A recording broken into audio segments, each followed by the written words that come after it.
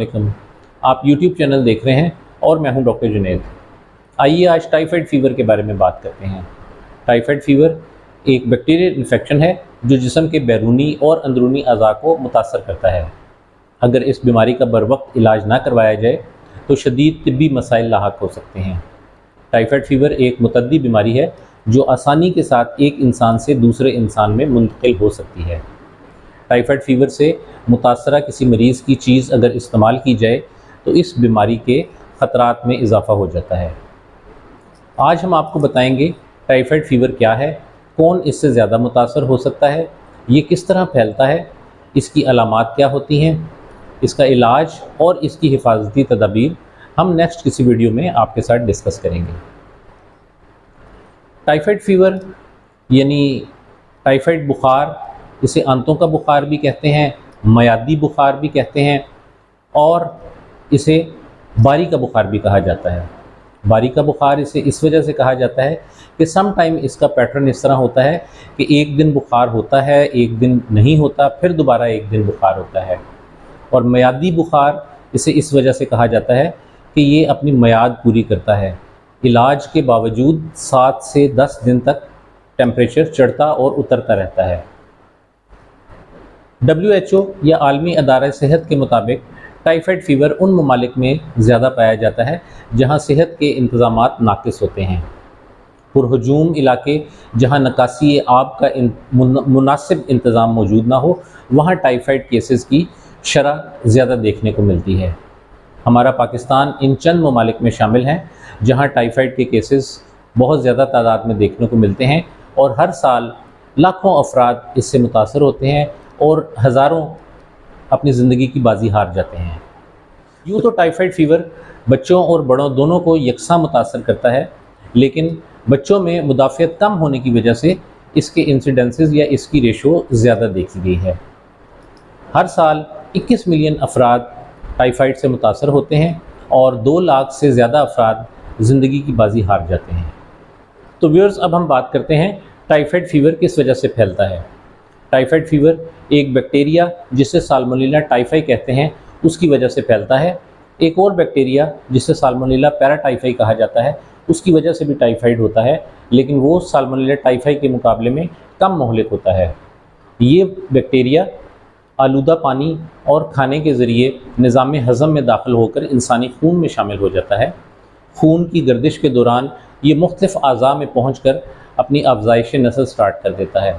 इन अज़ा में सर फहरिस्त small intestine या छोटी आंत के गदूद हैं।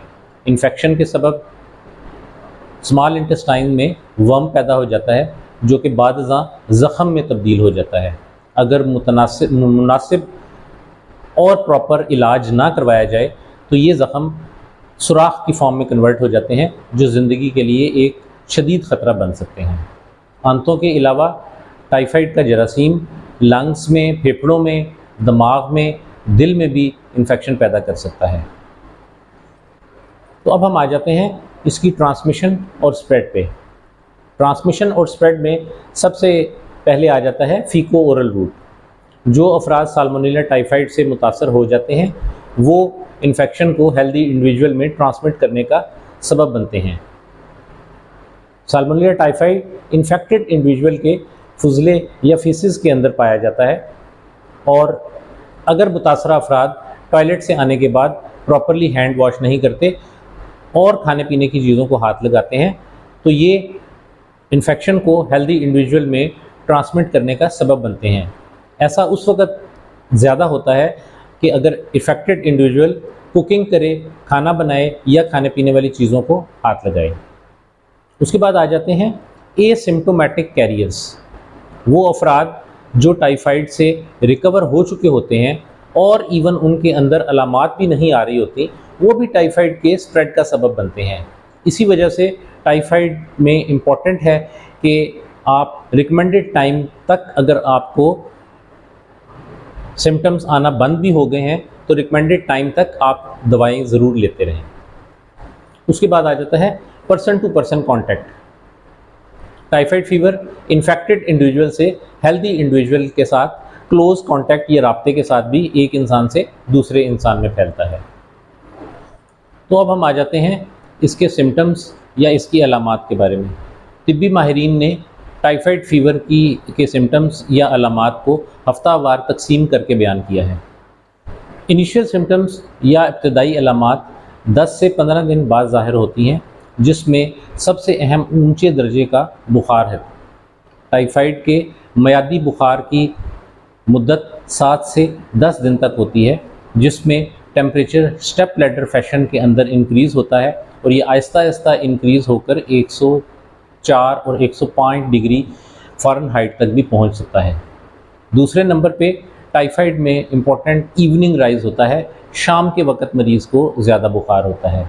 उसके बाद सर में, पट्ठों में और जिस्म में दर्दें होती हैं। डायरिया की और वॉमिटिंग की शिकायत भी देखने को मिली हैं।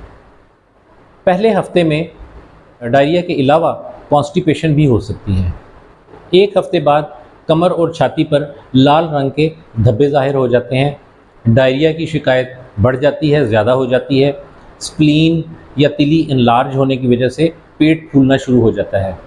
अगर मुनासिब इलाज या बरवक्त इलाज ना करवाया जाए तो टाइफाइड का जरासीम दूसरे अज़ा को भी मुतासर करना शुरू कर देता है, जिसमें फेफड़ों को मुतासर कर सकता है, दिमाग को मुतासर कर सकता है, खांसी हो सकती है। दिमाग के मुतासर होने की वजह से पेशेंट अनकॉन्शियस हो सकता है और कोमा में भी जा सकता है। टाइफाइड फ़ीवर का मर्ज़ अगर ख़तरनाक सूरत इख्तियार करे तो आंतों में सुराख हो जाते हैं, जो कि एक मेडिकल एमरजेंसी होती है और इससे मरीज़ की जान को शदीद ख़तरात लाहक हो सकते हैं। तो ये थे व्यूअर्स टाइफाइड फ़ीवर के सिम्टम्स।